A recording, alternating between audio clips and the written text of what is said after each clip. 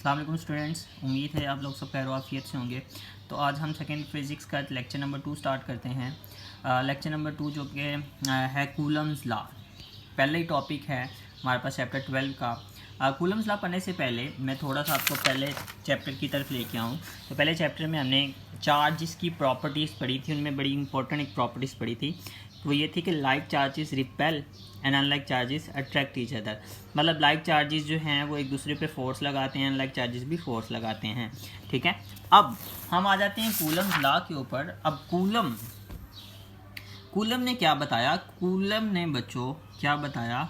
वो जो फोर्स पाई जाती है दो चार्जेस के दरमियान, ठीक है, इलेक्ट्रोस्टैटिक फोर्स कहते हैं हम उसको, electrostatic force between two charges, उसकी क्वांटिटेटिव नेचर को एक्सप्लेन किया। क्वांटिटेटिव का क्या मतलब है कि अब वो फोर्स तो पाई जाती है, अब वो फोर्स होती कितनी है, वो किस पे डिपेंड करती है, इसको एक्सप्लेन किया था कूलम ने। कूलम के बारे में बच्चों याद रखिएगा, he was a French military engineer, ठीक है, और उसने क्वांटिटेटिव नेचर को एक्सप्लेन किया था, और ये डेट याद रखिएगा 1784 AD के अंदर।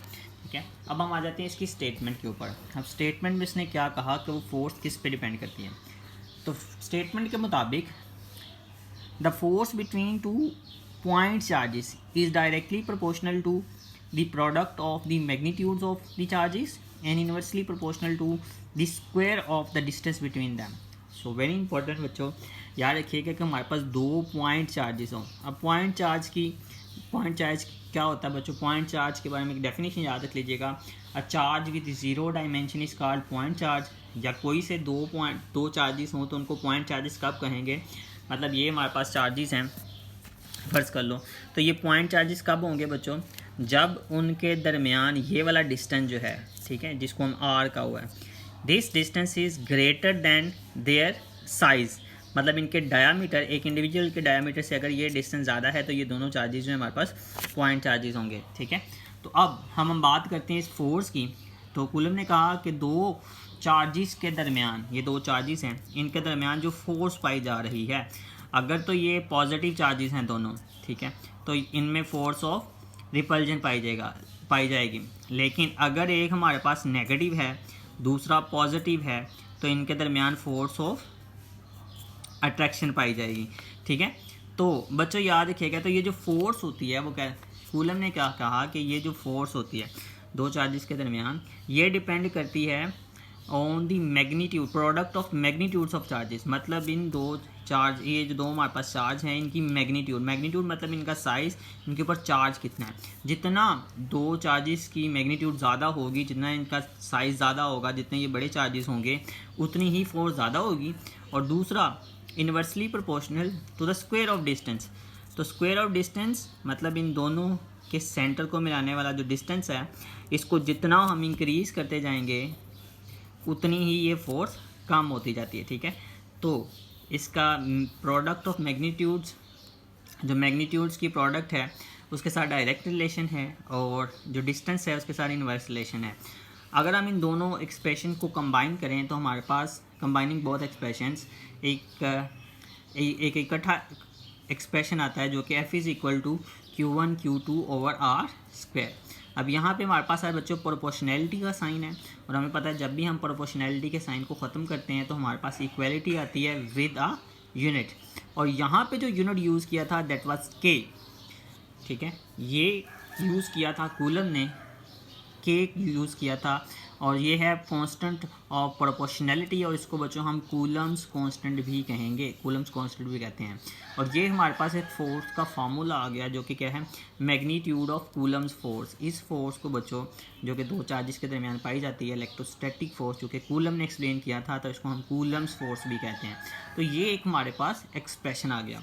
अब हम बात करते हैं कि यहाँ पर हमारे पास जो K आया है, इलेक्ट्रोस्टैटिक कांस्टेंट, ये हमारे पास जो कूलम्स कांस्टेंट आया है, तो ये कूलम्स कांस्टेंट डिपेंड किस पे करता है? मतलब इसकी वैल्यू होगी, कोई ना कोई कांस्टेंट है तो कोई ना कोई वैल्यू होगी, तो वो वैल्यू किस चीज़ पे डिपेंड करती है? तो वो बच्चों दो चीज़ों पे डिपेंड करती है, दो फैक्टर्स हैं।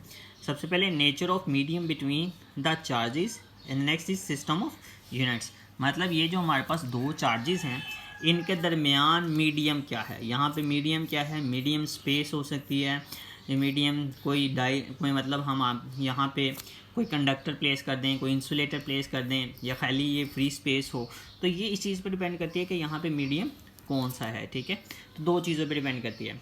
अब चूंकि कूलम ने इसको एक्सप्लेन किया था फ्री स्पेस के लिए कि मतलब दो चार्ज के दरमियान जो स्पेस है वो कौन सी है, फ्री स्पेस है। ठीक है बच्चों, तो फ्री स्पेस के लिए इसका जो फॉर्मूला है वो आता है k = 1/4 पाई एप्सिलॉन नॉट।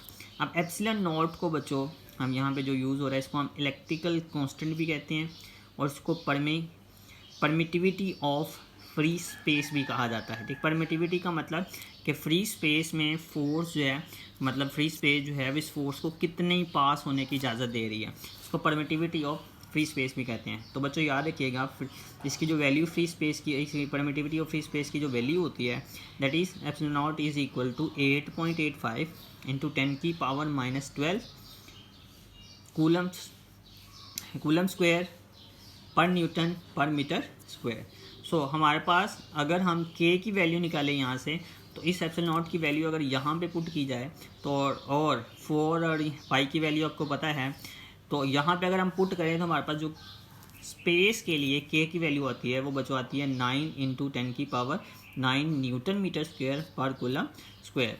तो अब ये हमारे पास k का फॉर्मूला आता है और इसकी वैल्यू होगी। अगर हम इस k की वैल्यू को इस एक्सप्रेशन, ये जो हमारे पास एक्सप्रेशन है फोर्स का, इसको हम इक्वेशन 1 का नाम दे दें, अगर इसके अंदर पुट करें तो हमारे पास जो फोर्स का फॉर्मूला बन जाता है तो वो बच्चों आता है F = 1/4 pi epsilon not into Q1 Q2/R²।